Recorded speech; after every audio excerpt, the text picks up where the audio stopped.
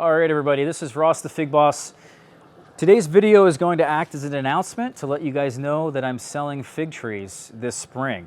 And this is really the first time, I think ever, that I've sold fig trees at such an early date.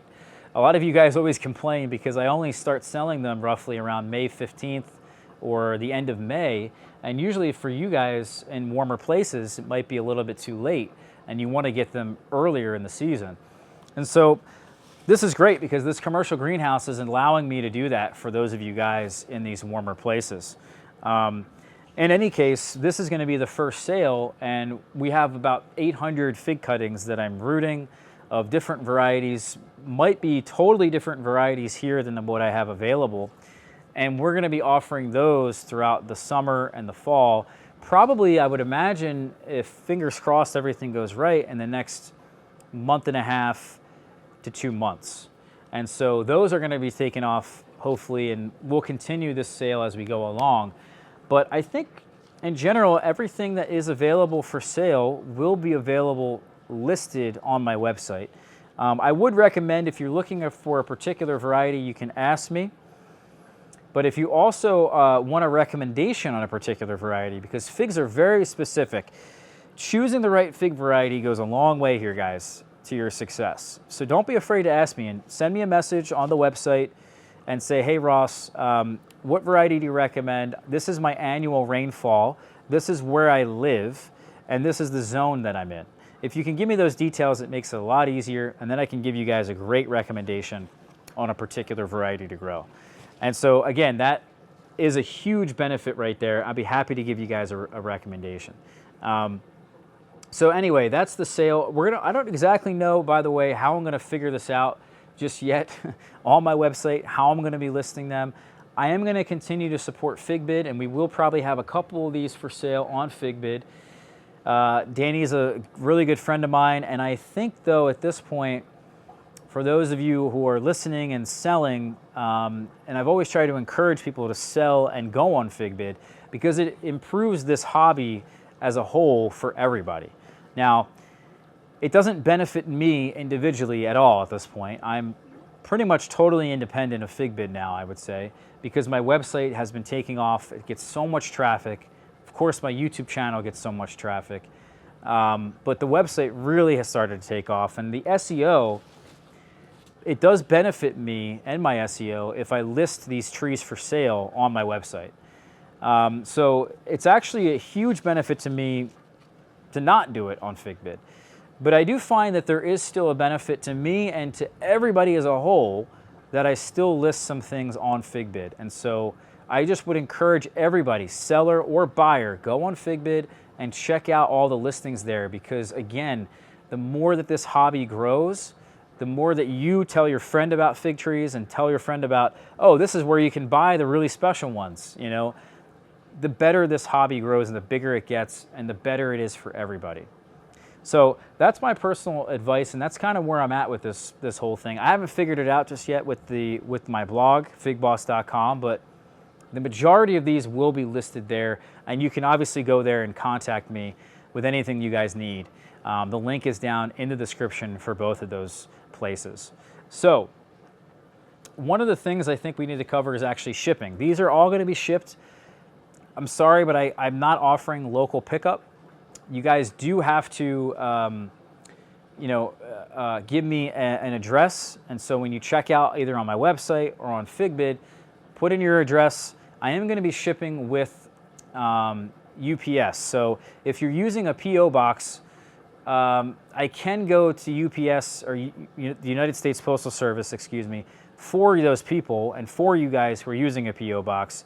But I would recommend that if you can just give me your actual address, I would highly recommend you do that because it makes it easier for me. That way I can put all these boxes here and ship them all out to UPS, which is at a lower rate.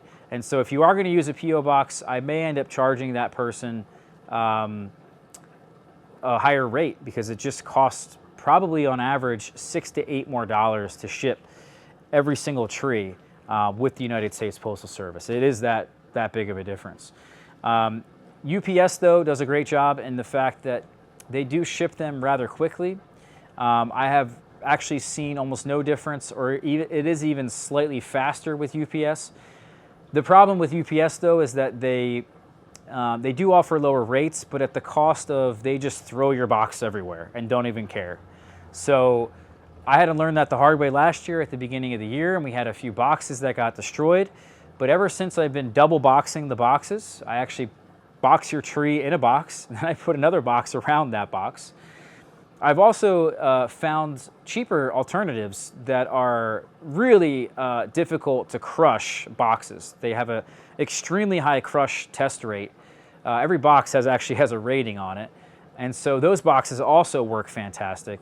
And so those, even if they are thrown everywhere, will not damage the box or the plant inside, as they will be secured to the box with a stake and etc. So that's the story there, guys, with the shipping.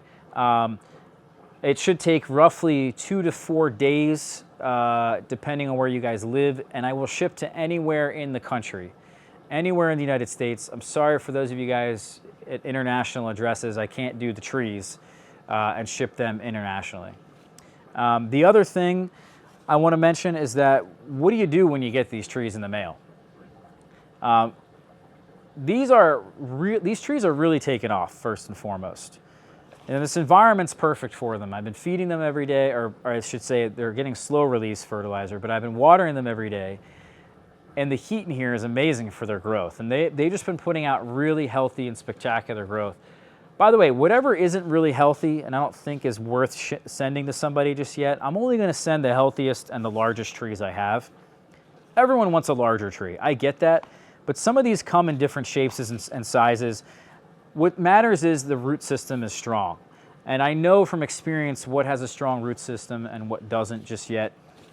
A tree like this, as an example, I'll probably wait on something like this. It's not, it doesn't have as much growth just yet because I do have other options available. But even this would do so well. In fact, what I would recommend you guys do is take them up out of their pots and up-pot them. Whatever I send to you guys is going to have a strong root system. I'm going to basically guarantee that, because I'm not going to send anything out unless it has a strong root system. And now over here, these are trees that I've already done that to. I've already taken them up out of their 5-gallon size pot, or 1-gallon size pot, excuse me, and I've up-potted them here into these 3 gallons, and they've already started to take off.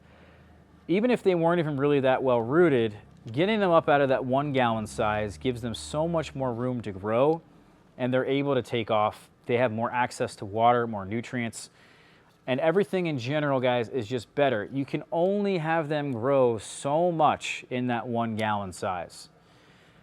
Once they are fully rooted out in this 1 gallon here, and you can take it up out of the pot and see that the root system is basically encompassing the entire pot, that gives you an indication right there that the tree is healthy enough and strong enough that you can put it pretty much in any gallon size container you want. Now, this is a 3-gallon, and I also have 5 gallons here.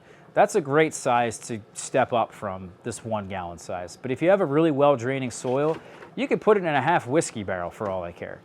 As long as you're not drowning it in water every day, just watering around the root system, the tree is going to do great in a larger pot.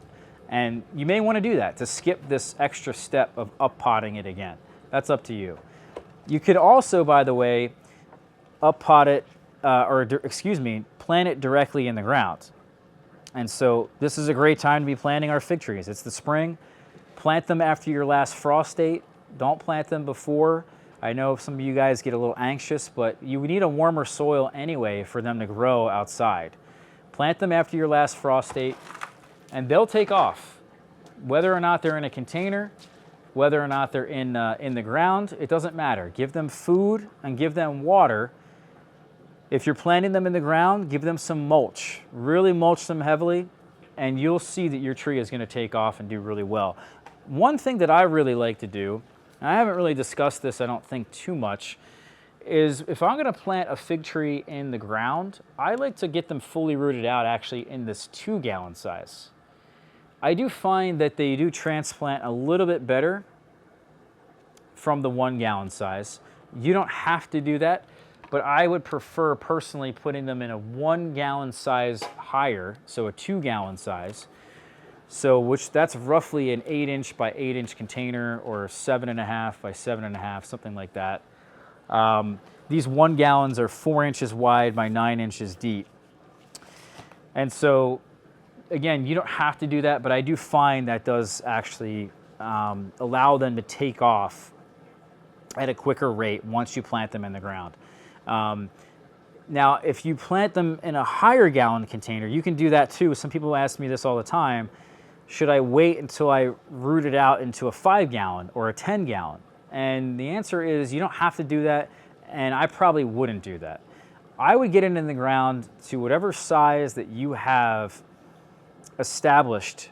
So if you have it established well in a 1 gallon size, or if you have it established well in a 2 gallon size, or you have it established in a 3 or 5 gallon, just plant it in the ground right in the beginning of that spring season for you, right after that last frost date.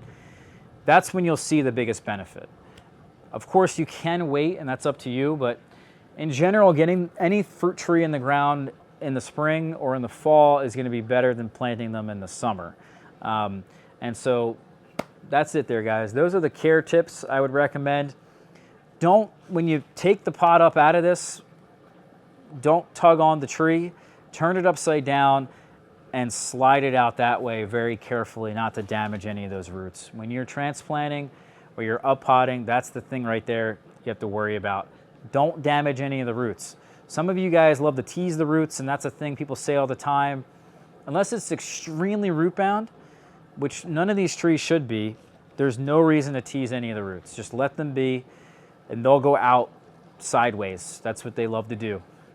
If you have any questions about anything else, let me know.